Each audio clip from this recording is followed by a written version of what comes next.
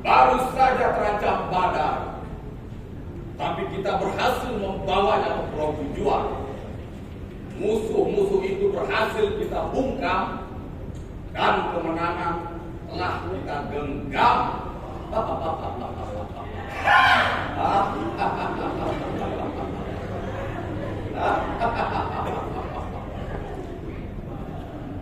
Sekarang lihatlah, semua kekuasaan telah berada di bawah telapak tangan kita. Kekayaan yang berlimpah itu sudah di bawah kekuasaan kita.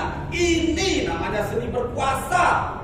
Sembunyikan hasrat dan maksud, biarkan mereka semua menduga-duga dan mengira-ngira, sampai akhirnya mereka tiba-tiba melobo karena menjadi bodoh.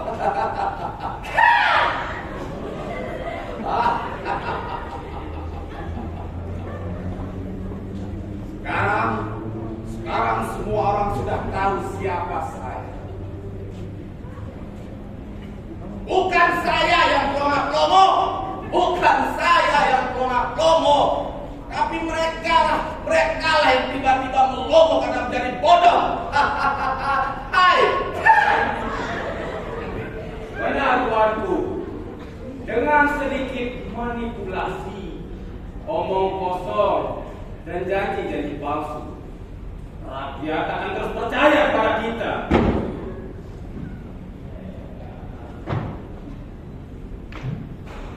Sekarang semua orang sudah tahu siapa saya sebenarnya. Saya bersumpah kepada Tuhan, kalau saya melihat negara saya dalam bahaya, saya tidak akan pernah berkompromi dengan musuh-musuh rakyat. Saya tidak akan pernah berkompromi dengan musuh-musuh rakyat yang mengganggu kekuasaan saya. Dan saya mencintai persahabatan. Betul, saya mencintai persahabatan. Tapi sahabat yang menganggukkan kepala. Dan saya tidak akan pernah segan-segan menindak siapa saja yang berani berceloteh dan menggugat kekuasaan saya.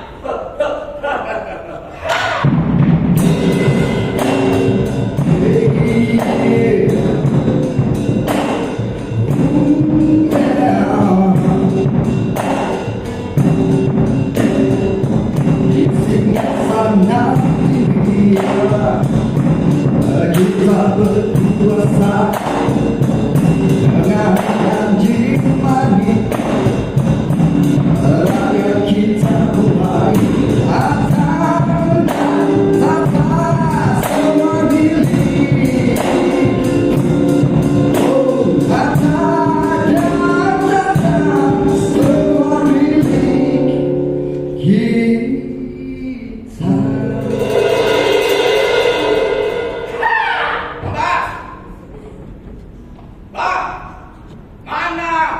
Yang bisa kita percaya selain keluarga kita sendiri? Siapa yang bisa kita percaya? Benar tuanku. Dengan begitu, kekuasaan akan tetap berada di tangan kita. Keluarga dan kroni kita akan menjaga kekuasaan ini. Dan rakyat akan sibuk berjuang untuk makan sehari-hari. Tidak ada waktu untuk berpikir tentang perlawanan.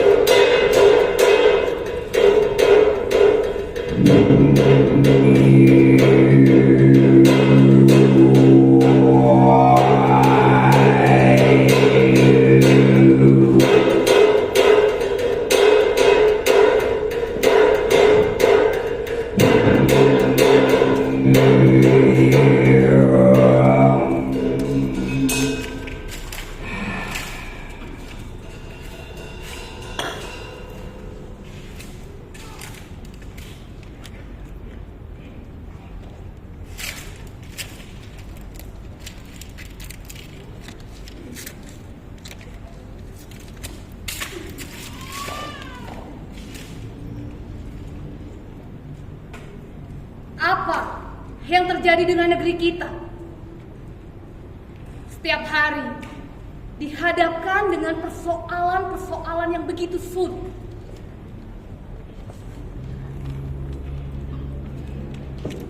Yaitu karena para pemimpin makin lupa derita orang kebanyakan.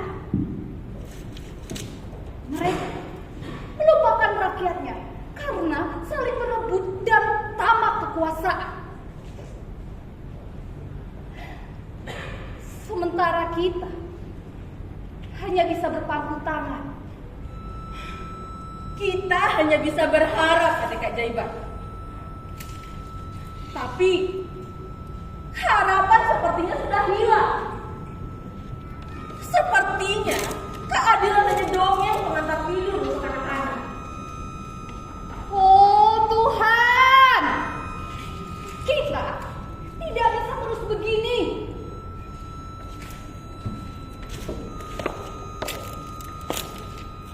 Sesuatu harus berubah. Tapi siapa yang berani tegak melawan penguasa? Semua hanya bisa berbisik-bisik, menggerutu.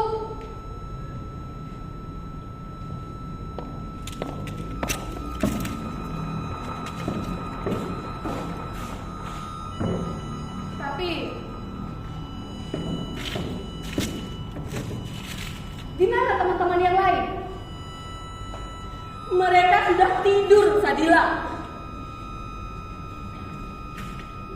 Pada malam begini, para perempuan pasti sedang berada di peraduan. Ya mereka memeluk anak mereka atau mengurus para suami. Sulastri, bukankah kita berjanji untuk bertemu malam ini? Tapi siapa peduli untuk janji yang menyenangkan, Sadila? Tapi tunggu, kita akan bicara. Katamu tentang keadaan. Keadaan apa? Bahkan mereka perintah bersenang-senang bersama keluarga mereka. Mereka tak merasakan hal yang salah. Seperti dalam pikiranmu, Sadila. Hanya kita berdua.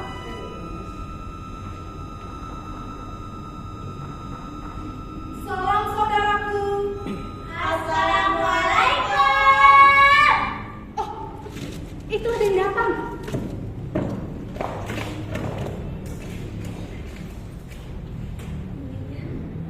Udaranya sangat dingin sekali ya.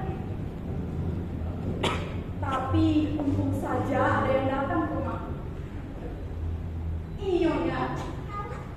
Dan itu Kapi. Kami berangkat kemari dengan sembunyi-sembunyi. Dan aku belum memberitahu mereka tentang apa pertemuan kita malam begini.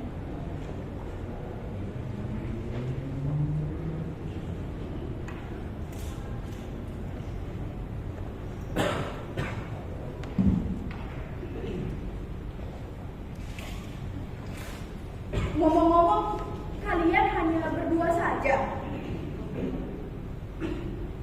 Aku pikir ada yang lain.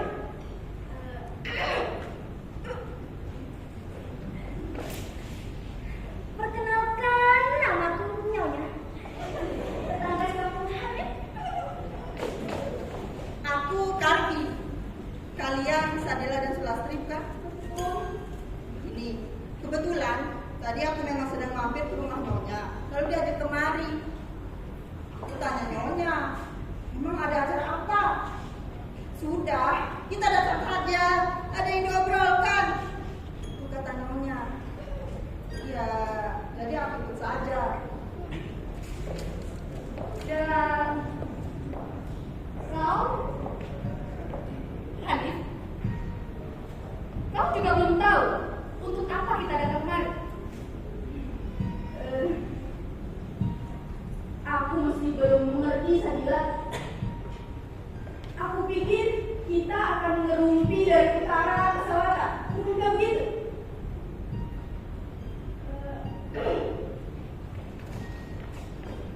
Apa aku juga penting dalam pertemuan kali ini? tidak diberitahu Hani tentang pertemuan malam ini. Tapi ya, karena kami sering bertemu, mesti tidak penting. Kuanggap yang penting ada teman ngobrol. Suamiku sopir bis malam. Kebetulan, ia sedang di luar kota sekarang. Jadi, aku bisa kemari. Kembali.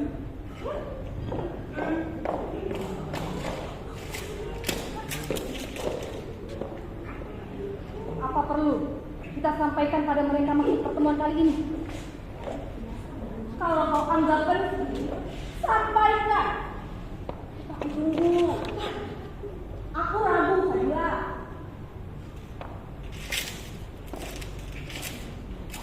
Teman-teman, aku mau tanya. Tapi kalian santai saja ya. Kalian tahu tidak bedanya manusia dengan setan? Setan! Setan! Hei! Aku tanya serius. Kalian tahu nggak bedanya manusia dengan setan? Alias ada yang sungguh-sungguh. Sungguh-sungguh daripada kalian. Sadila, setan itu pasti jahat kan? Penyebarnya jahat, penghasut, pemfitnah, dan selalu akan menjerumuskan setan. Dan setan selalu menghasut manusia. Ya kan? Beda dengan manusia. Setan itu jahat, manusia itu baik. Kalau dia berbuat jahat, itu malah godaan setan.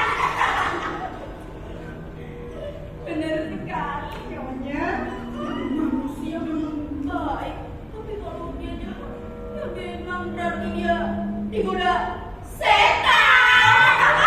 Oh, berarti kalau ada pemimpin kita yang jahat, korup, nepotis, dan melakukan segala sesuatu yang merugikan rakyat, itu karena godaan setan. Itu jelas karena godaan setan, Mbak. Pada dasarnya manusia itu baik. Mana ada manusia dilahirkan langsung jahat. dan setelah dewasa, hidup dan bergaul dengan orang lain, baru kelihatan sifat jahatnya. Suka korupsi, sama kekuasaan, ingin semua keluarganya dalam kekuasaan. Itu kerasukan atau digoda setan? Digoda setan. Ya gimana ya? Sebenarnya tidak ada manusia yang jahat dan tidak ada manusia yang tamak. Semua itu hanya hawa nafsu. Tapi hawa nafsu itu datangnya dari setan. Begitu. Jelas toh? Ini semua menjawab pertanyaan-pertanyaan Mbak Sadila. Apa bedanya manusia dengan setan? Sejajarnya manusia pasti akan muncul sisi baiknya, kecuali kalau dia kerasukan setan. Setan diciptakan memang sudah terjadi. Janjinya sejak awal diciptakan, setan akan menjadikan manusia seperti setan. Bahkan manusia harus bisa lebih jahat dari setan. Ia iri pada manusia yang diciptakan lebih baik dan lebih mulia. Ia dendam. Setan sebenarnya melawan Tuhan, tapi dia diam karena siapa yang berani melawan Tuhan? Terus, kenapa Tuhan menciptakan setan? Ini bencana alam bagi manusia. Coba tidak ada setan, mungkin di dunia ini akan damai, tentram. Tidak ada manusia yang tamak dan tidak ada manusia pemalas kekuasaan.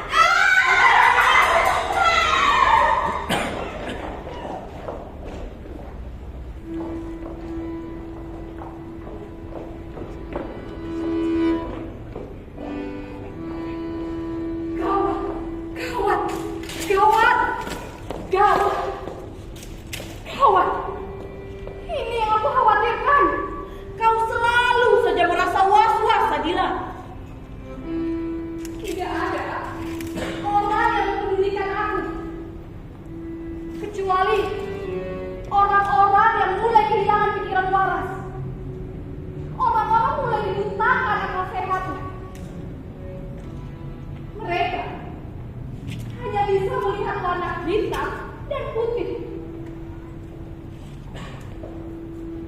Sementara tidak ada manusia yang bisa melihat warna merah sebagai tanda bahaya.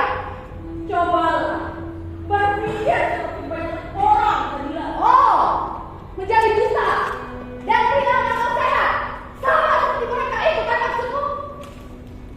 Jangan-jangan kita yang sedang disesatkan atau tersesat dengan pikiran kita sendiri, Sadila. Sudah, ingat Sadila. Kau tidak pernah berpikir bisa saja kita yang berlebihan. Kita melihat merah sedangkan mereka melihat hijau. Tak bisa kita berkompromi dengan diri kita sendiri. Wah, aku mulai mencemaskanmu. Sebaliknya, Sadila, aku mulai mengkhawatirkan kamu apakah kamu baik-baik saja. Sadila, berhenti! Sadila, berhenti di situ! Sama seperti kamu yang mulai berhenti berpikir. Tidak waras! Sadila!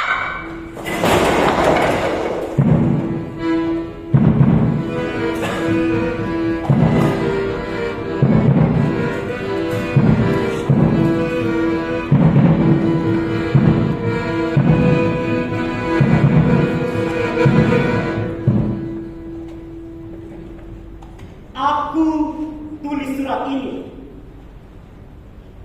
meski aku tak ingin ada yang membacanya. Surat ini aku tulis karena aku hanya ingin bertanya, kepada siapa? Ya, kepada siapa? Sebab aku tak ingin ada yang membacanya. Bahkan aku tak ingin ada yang tahu bahwa aku menulis surat ini. Aku hanya ingin bertanya,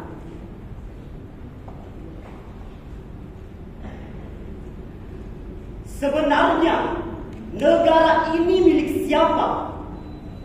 Apakah negara ini memiliki aturan agar bisa dijalankan semena-mena? Kemudian, jika negara ini memiliki aturan, memiliki undang-undang begini, apakah dengan aturan ini, dengan undang-undang ini, negara kita bisa dijalankan semena-mena oleh oknum-oknum tertentu, siapapun itu?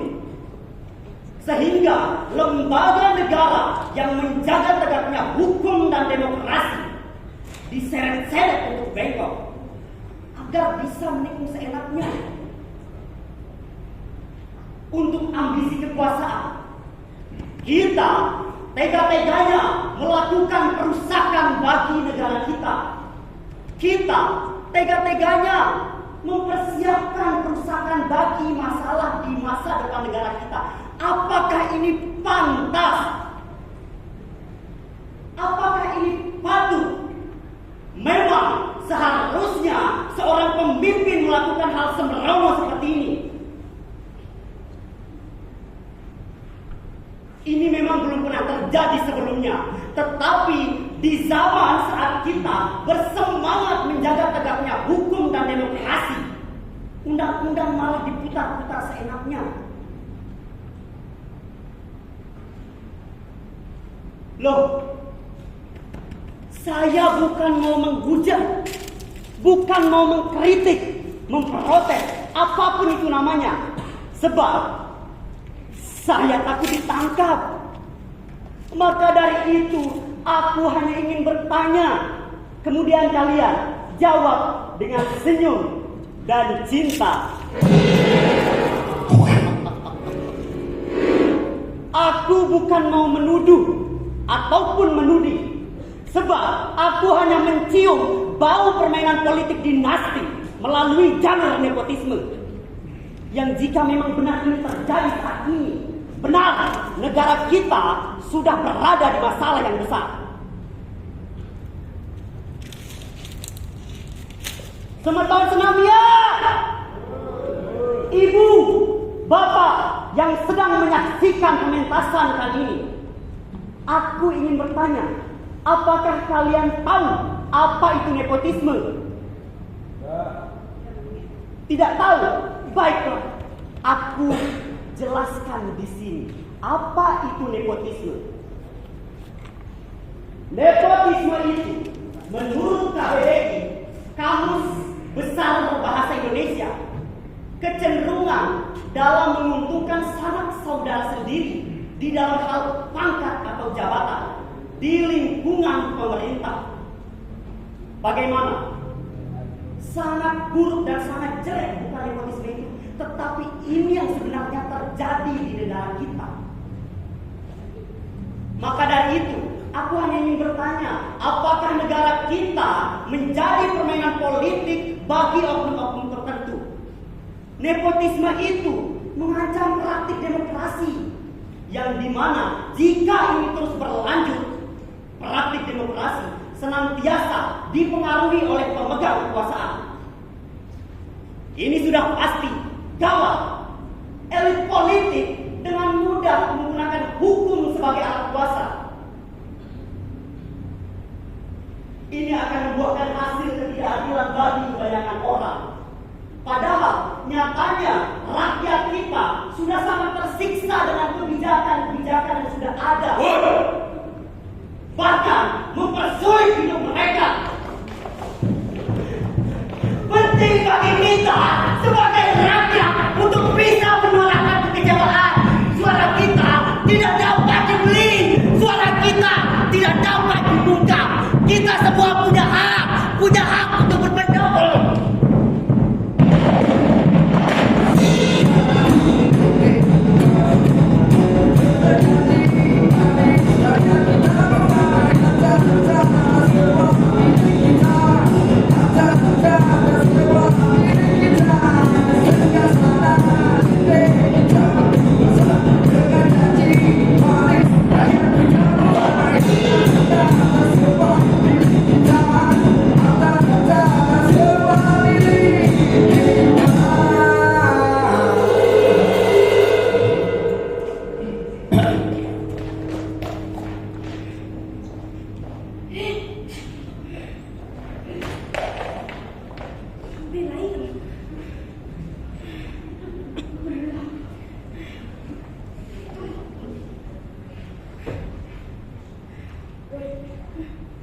Menurut kalian, setan itu ada?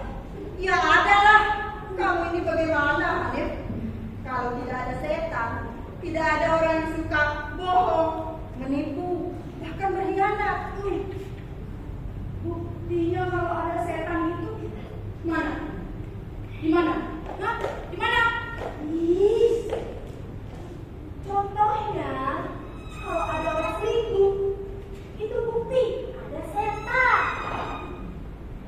Jangan lihat wujudnya, tapi tingkah laku. Dengan bersih. Perangai orang yang sudah setan itu nyata, itu bukti. Nyonya mungkin tidak bisa membedakan. Ada setan, ada hantu. Kalau hantu, kadang-kadang berwujud serem. Kalau setan tidak berwujud, hanya bersemayam di hati manusia. Tapi setan lebih berbahaya. Ia tidak berwujud, tapi tindakannya merugikan banyak orang. Oh, berarti setan itu hanya menyeleweng dan membuat manusia jadi jahat, begitu? Iya, kira-kira begitu. Kira-kira berarti belum pasti. Aku udah tahu. Laseng, takutnya sudah pasti. Tapi tak bisa jawab lain selain kira-kira. Sejak kecil kan kita dapat cerita kalau ada dua orang lawan jenis berduaan, ada yang lain ikut hadir, yaitu setan. Ada setan. Setan itu akan membujuk, mendorong-dorong agar kita berbuat yang tidak-tidak. Setan itu tidak kelihatan, tapi Karpi menghasut. Berbuat yang tidak-tidak maksudmu apa, Karpi? Ih, yang lain-lain saja kau tanyakan. Yang berbuat tidak-tidak berarti tidak baik. Ya, berbuat yang tidak-tidak itu pokoknya tidak baik. Mendorong untuk berbuat dosa, berbuat maksiat misalnya. Berarti sekarang banyak orang yang kerasukan setan. Apa jangan-jangan kita sekarang ini lagi uji setan? Kamu kan nakut-nakuti. Maksudmu, aku tidak nakut-nakuti. Tapi sekarang memang banyak orang yang kerasukan setan. Kenapa kamu? Pak Kades kita sedang kerasukan setan. Lihat, ada bantuan untuk orang miskin yang dapat malah istri mudanya, ikannya, ponakannya, dan orang-orang yang memilihnya untuk pemilihan Kades kemarin. Dan tahu kalian, orang yang jadi kepala lingkungan atau kalian itu semuanya dari keluarga Kades. Kades kita sudah kerasukan setan. Dia sudah kemaruk. Tahu? Kemaruk kekuasaan. Dikritik, dimaki, didemo, tetapi ia hanya diam. Seperti kupingnya disumbat oleh sapi. Oh, itu karena godaan setan. Ya, itu karena pengaruh setan Nyonya. Kali ini aku akan berbicara serius. Oke, aku dengar. Ya sih, dari tadi kita bermain saja. Sekarang aku mendengar serius. Kenapa kalau manusia berbuat salah, selalu setan yang disalahkan? Manusia berkhianat, setan yang salah. Manusia korupsi, karena digoda setan. Pendeknya begini, setiap manusia melakukan kesalahan dan menyeleweng dari kebaikan, pasti itu karena godaan setan. Padahal kan setan tidak pernah ikut campur tangan. Apakah kita ini semua bukti kalau setan yang menghasut-hasut manusia jadi jahat? Begitu? Maka tinjaukan. Iya, aku baru sadar sekarang. Ternyata setan jadi kambing hitam terus. Kalau manusia berbuat tidak adil, itu juga karena setan. Kita harus belajar kritis. Mungkin setan memang tidak tahu apa-apa. Kan setan juga banyak kerjaan lain. Masa cuma ikut campur urusan manusia? Emangnya setan tidak mengurus keluarganya? Terus, bagaimana baiknya sekarang? Apa tidak bisa? Kita tidak harus menyalahkan setan. Setan bisa saja tersinggung karena kita menuduh tanpa bukti. Merini. Kalau Pak Kades kita berbuat serong dan menyeleweng, ya itu berarti memang dia korup, nepotis, dan menyelewengkan wewenangnya. Bahasa kerennya, abuse of power. Artinya ini penyalahgunaan kekuasaan. terus kalau dia tergoda, setan lagi. Merini. Tergoda atau tidak, kesalahan yang dilakukan oleh pamannya sendiri itu baru jelas. Tapi kalau ia membuka kesempatan untuk keluarganya ikut berkuasa, ya itu berarti memang dia pengaruh kekuasaan namanya. Nah, kalau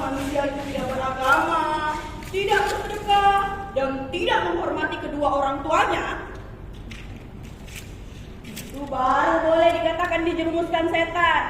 Karena apa? Anda tahu aneh. Karena itu tidak ada urusannya dengan kerugian orang banyak. Nah, kalau manusia itu berbuat melanggar aturan, melanggar aturan, menyelewengkan undang-undang hanya untuk kepentingan keluarganya dan untuk memperkaya keluarganya dengan harta negara, baru dia dengan kekuasaan namanya. Oh, di. Aduh, gawat. Gawat.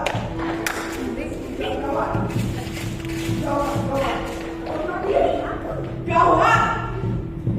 Kesalahan yang dilakukan oleh orang-orang yang ada di atas akhirnya akan ditiru oleh orang-orang yang ada di bawah. Kesalahan itu akan dianggap sepele dan diwajarkan. Ini tidak bisa dibiarkan. Kita harus lawan. Kalau kita diam saja, nanti kita yang pasukan mereka. Kalian mau pasukan mereka? Kita ya. Lawan. Lawan. Kita lawan. Lawan. Setan.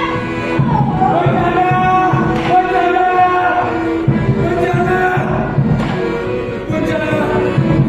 Ini benar-benar gawat! Bencana!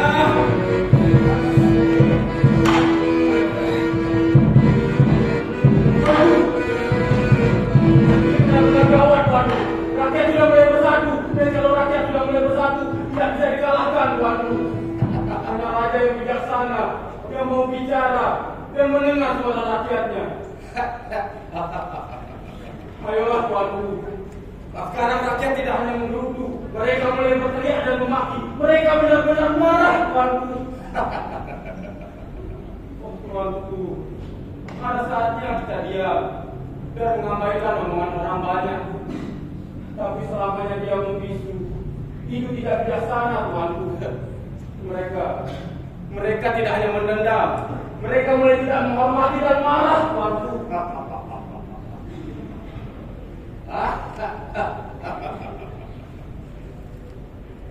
Aku sudah biasa dicaci dan dihujat. Bagiku, itu hanya persoalan sesaat. Setelah itu sirna seperti tertiup angin lalu. Biarkan mereka marah. Orang yang sedang marah jangan dihalang-halangi. Sebab kemarahan yang dihalang-halangi itu bisa berbahaya. Mereka bisa mengamuk. Biarkan mereka mencaci dan menghujat. Tapi ini sudah lebih dari biasanya, Tuanku. Aku sudah biasa mendengar cacian dan hujatan. Aku sudah biasa mendengarnya. Jangan pernah panik dan risau. Aku tahu siapa dalamnya. Aku tahu siapa yang menggerakkan. Mereka hanya segelintir orang-orang yang tidak puas karena kalah. Dengar. Kita harus belajar mendengar. Kita harus belajar merangkul. Mereka hanya segelintir saja. Dan mereka itulah yang akan kita ajak berunding. Mereka mudah sekali berkompromi. Asal kemauannya kita turuti. Selesai persoalan. Selesai. Aman. Tapi raja ini untuk mempertahankan kekuasaan. Ini demi pertaruhan hidup. Kepentingan sekutu itu akan kita utamakan. Sebab mereka itulah yang akan melanggengkan kekuasaan ini. Nah, ingat. Aku berjalan seiring dengan aturan.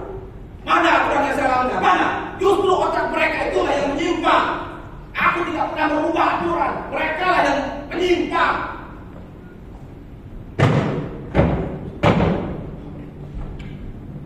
Aku berjalan seiring dengan aturan.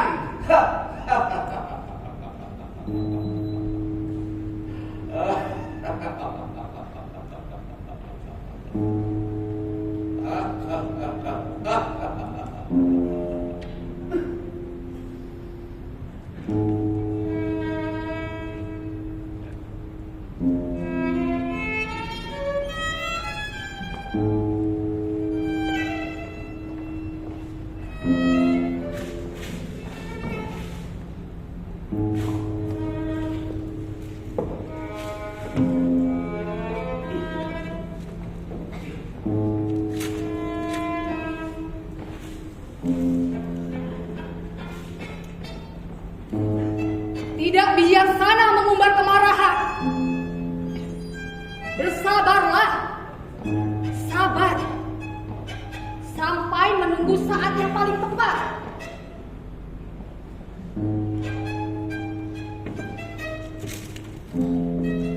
Mencari kesempatan untuk memberikan balasan setimpal. Maksudmu apa, Sadila? Belajarlah menahan marah, Sulastri.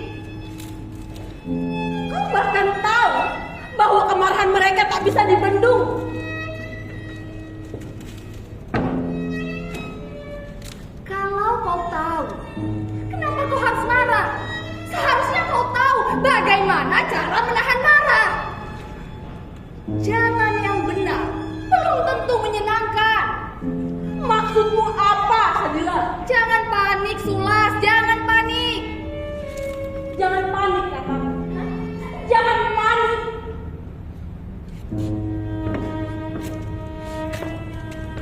Jangan menabrak tembok. Kalau tembok itu lebih kokoh dari tenagamu.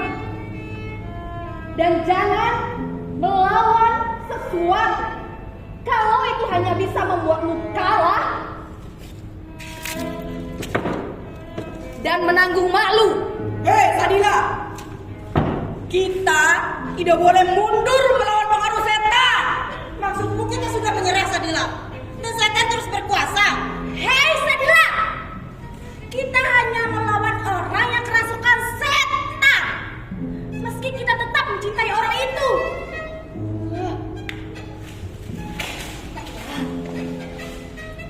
Ngomong, kenapa kita membahas setan lagi sih?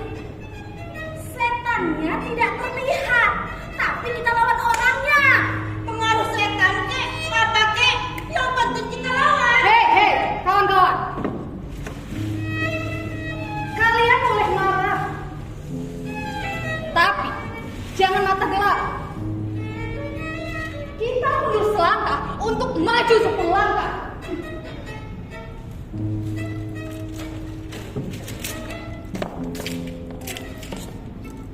Kau tak takut? Mereka menganggapku pelin-pelan. Apa boleh buat?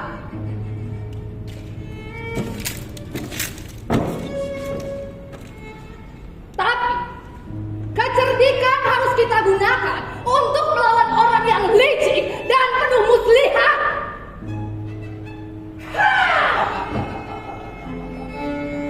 Tuanku, peperangan ini telah kita menangkan.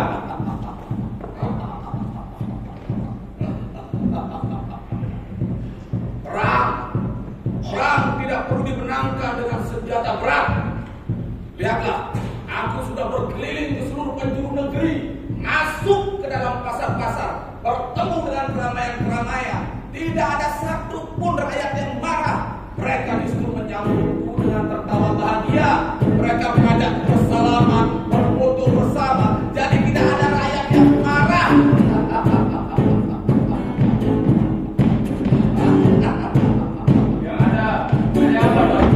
Yang ada hanya segelintir orang yang kalah oleh tipu muslihat.